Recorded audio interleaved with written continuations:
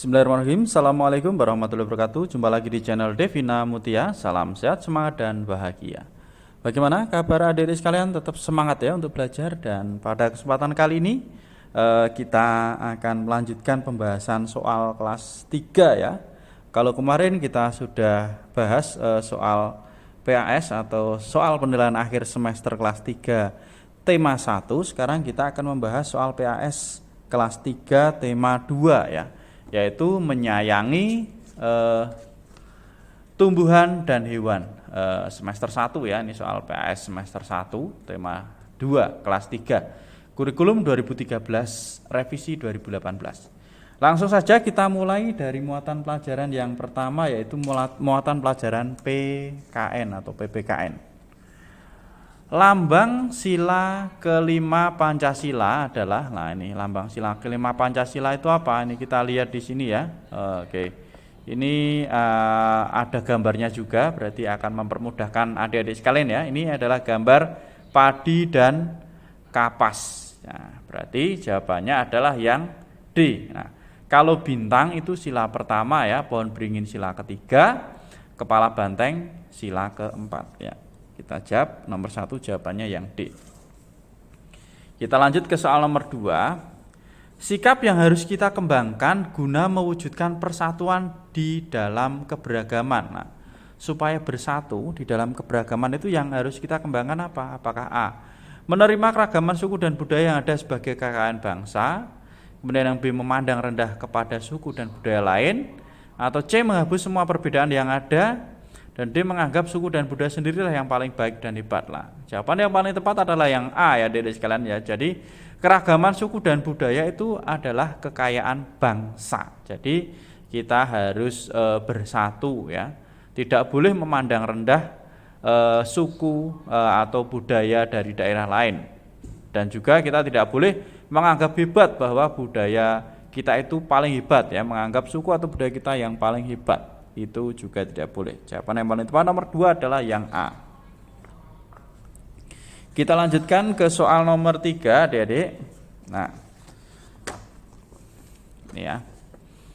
Menaati peraturan-peraturan yang berlaku di sekolah merupakan tugas dari lah. Yang menaati peraturan berarti tugas, jawabannya yaitu apakah A, siswa, B, guru, C, kepala sekolah, atau D, semua warga sekolah. Nah, jadi aturan itu dibuat supaya menjadi tertib ya, dan itu tidak hanya untuk siswa ya, tetapi untuk semua warga sekolah. Jadi jawaban yang paling tepat adalah yang D ya. Jadi siswa, guru maupun kepala sekolah tetap harus menaati peraturan yang ada di sekolah. Jawabannya yang D. Lanjut ke soal nomor 4. Berikut ini merupakan sikap menghargai keragaman yang tumbuh di masyarakat. Kecuali, ingat adik-adik sekalian ya, ada kata kecuali ya untuk menghargai keragaman itu yang mana?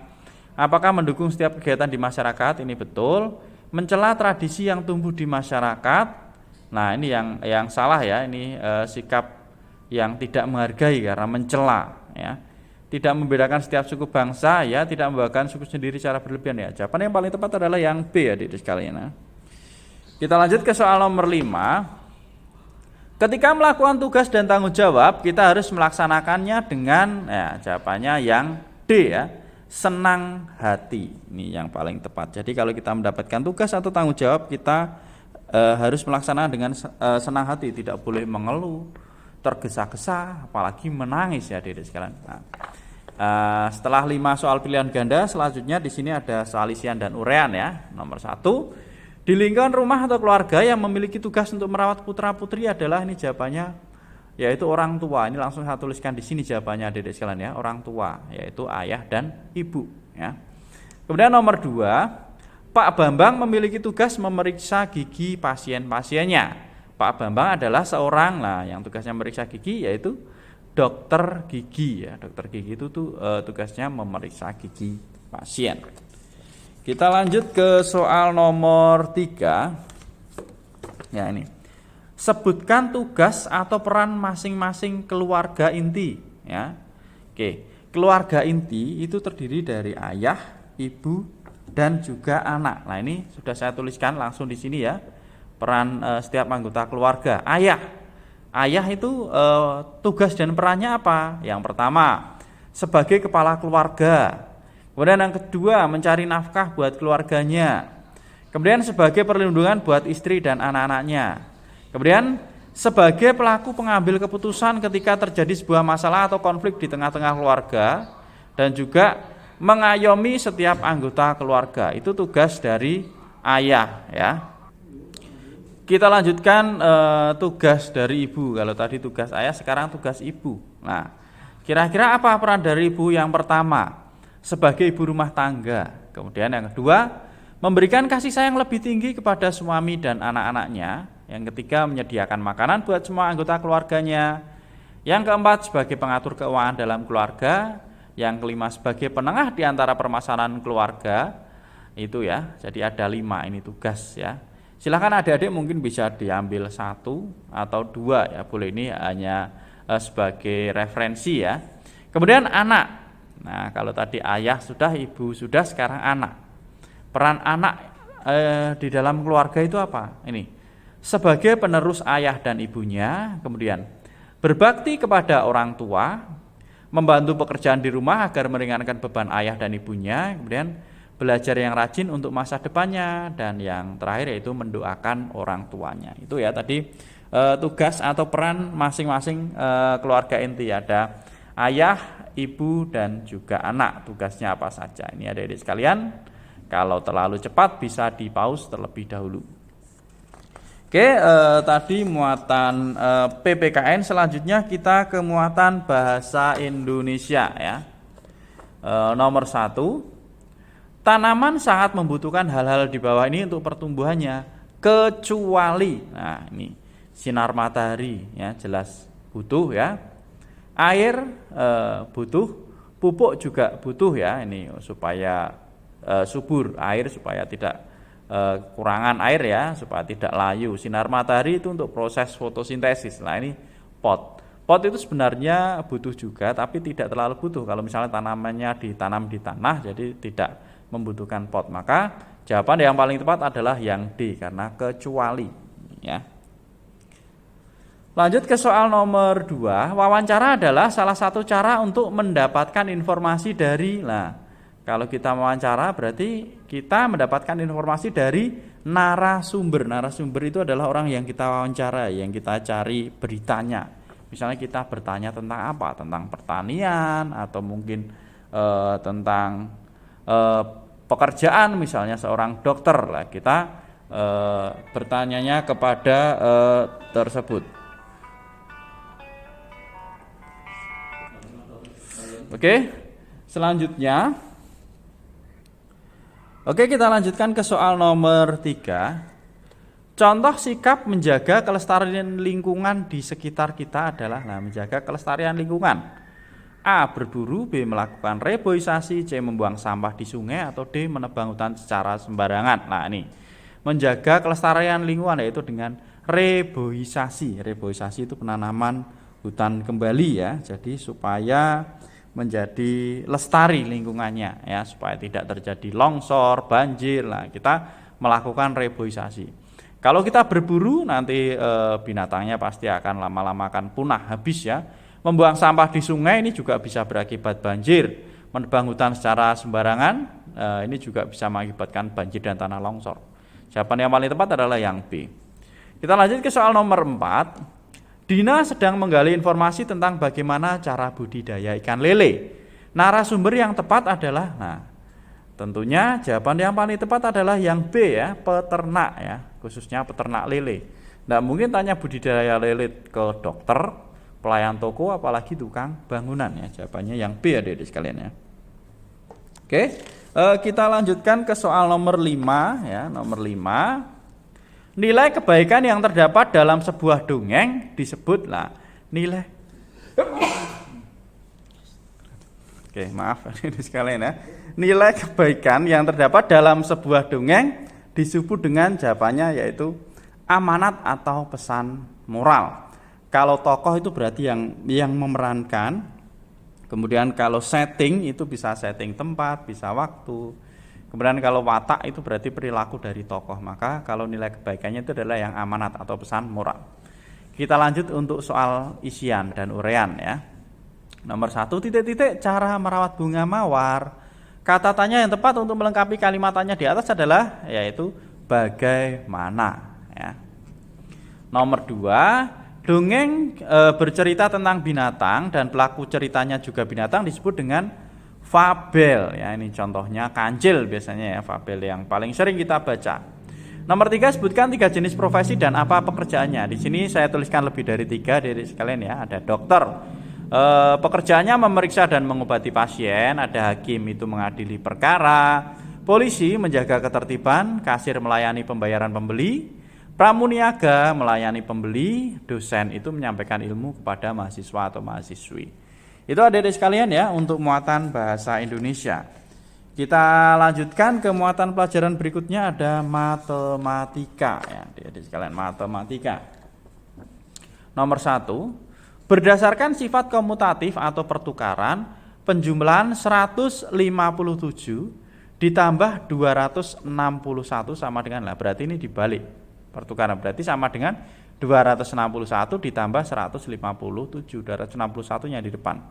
Nih, berarti jawabannya adalah yang C, adik-adik sekalian ya. Jadi ditukar ya, yang mula-mula di kanan jadi kiri, kiri jadi kanan ya, depan jadi belakang, belakang jadi depan, seperti itu ya. Jadi 261 dulu baru ditambah 157, itu sifat komutatif atau pertukaran. Lanjut ke soal nomor 2. 38 ditambah 62 sama dengan 62 ditambah 38. Hasil penjumlahan dari sifat pertukaran di atas adalah, lah hasilnya berapa? Ini berarti kita hitung dulu ya. 2 ditambah 8 itu adalah 10. Kita tulis nolnya ya, simpan 1. 6 ditambah 3, 9. 9 ditambah 1, 10. Berarti jawabannya 100 adik-adik sekalian ya. Bisa, kalau bingung bisa dihitung susun ke bawah ya. Jadi jawabannya adalah yang B. Kita ke soal nomor 3. Kukuh mempunyai 6 akuarium kecil. Setiap akuarium diisi 3 ekor ikan. Jumlah semua ikan kukuh adalah, nah ini ya. Jadi satu akuariumnya ada 3 ikan. Padahal akuariumnya sebanyak 6 akuarium. Berarti 6 dikalikan 3. 6 kali 3 berapa adik-adik sekalian? 6 kali 3 18 ya. Jadi jawabannya adalah yang D. Oke, kita lanjutkan ke soal berikutnya. Ini langsung isian dan uraian ya.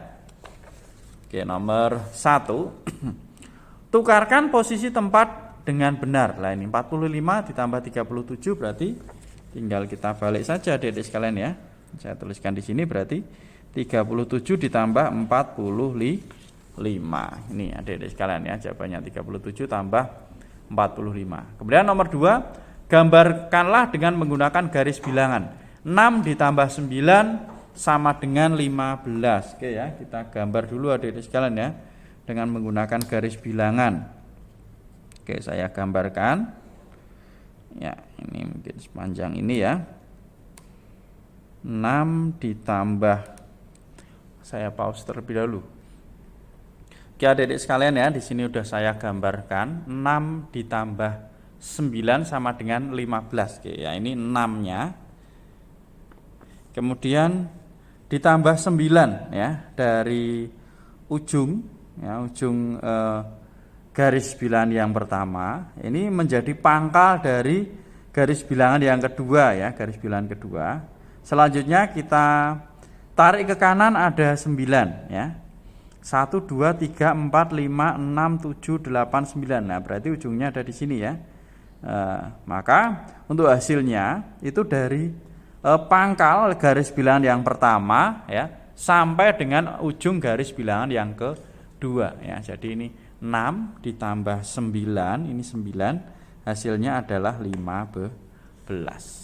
Nah, ini adik-adik sekalian ya, untuk soal matematika. Kita lanjutkan ke soal berikutnya, yaitu soal PJOK. Nomor 1. Asep melakukan gerak menarik dengan 2 tangan. Kaki kanannya ditekuk ke depan. Pandangan Asep tepatnya adalah ke arah, kita lihat ya, menarik dengan kedua tangan, kaki kanannya ditekuk ke depan. Nah, kalau menarik otomatis Pandangannya adalah ke arah apa adik-adik sekalian ya? Tentunya ke arah depan atau ke depan.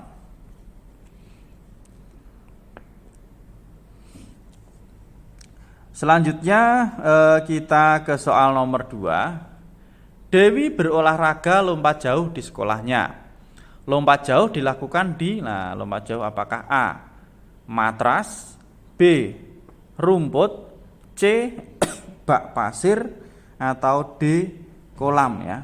Lompat jauh itu biasanya dilakukan di bak pasir adik-adik sekalian ya, di bak pasir. Itu untuk lompat jauh. Maka jawaban yang paling tepat adalah yang C. Kita lanjut ke soal berikutnya, soal nomor 3. Berlari bertujuan untuk melatih otot lah. Kalau kita lari itu menggunakan kaki ya, maka untuk melatih otot yaitu B, kaki. Nomor 4. Nunu ingin berolahraga. Sebelum olahraga, Nunu melakukan titik-titik terlebih dahulu. Nah, yaitu pemanasan ya. Kita lakukan pemanasan supaya otot-otot kita nanti tidak cedera ya, atau tidak kram. Nomor 5, setelah berolahraga sebaiknya kita meminum. Sebaiknya yang bagus adalah meminum air putih ya. Itu sebaiknya kita tidak boleh meminum yang lainnya untuk menjaga kesehatan kita ya, misalnya minum es batu, air sirup. Itu karena untuk mengembalikan cairan tubuh kita yang hilang ya setelah berolahraga. Kita lanjut ke isian dan uraian. Nomor 1, olahraga yang dilakukan secara bergu dapat melatih jawabannya kekompakan atau kerjasama ya. Kalau bergu berarti kan tidak hanya sendiri, tetapi dengan teman-teman. Nomor 2, permainan tradisional yang menggunakan bambu, contohnya adalah permainan egrang ya. Egrang itu menggunakan 2 buah bambu untuk berjalan. Nomor 3, sebutkan 2 macam permainan tradisional yang kamu ketahui ya. Di sini saya tuliskan lebih dari 2 ya. Ini ada permainan tradisional petak umpet, ada bola bekel, gundu atau kelereng, lompat tali, kemudian ada egrang. Ada juga gobak sodor ya. Banyak sekali adik-adik sekalian bisa dipilih 2 saja. Oke, mungkin sampai di sini ya untuk pembahasan soal kelas 3 tema 2 penilaian akhir semester Gasal ya. Semoga bermanfaat untuk adik-adik sekalian dalam membantu belajar sebelum tes semester 1 ya. Saya rasa cukup sekian dan terima kasih. Saya akhiri, wassalamualaikum warahmatullahi wabarakatuh.